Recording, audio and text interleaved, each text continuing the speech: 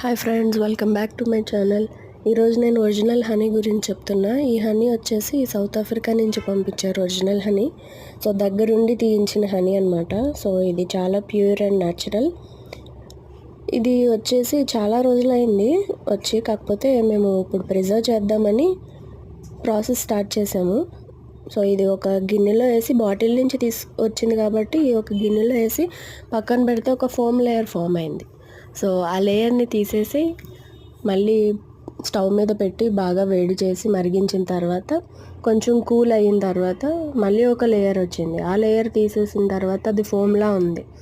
అది తీసేసి చల్లగా అయిన తర్వాత ఒక బాటిల్లో పోసుకొని మనం చాలా రోజులు వాడుకోవచ్చు. సో ఇది న్యాచురల్ కాబట్టి అలా పాడవ్వడం అలా ఏముండదు. సో చాలా రోజులు మనం యూస్ చేసుకోవచ్చు.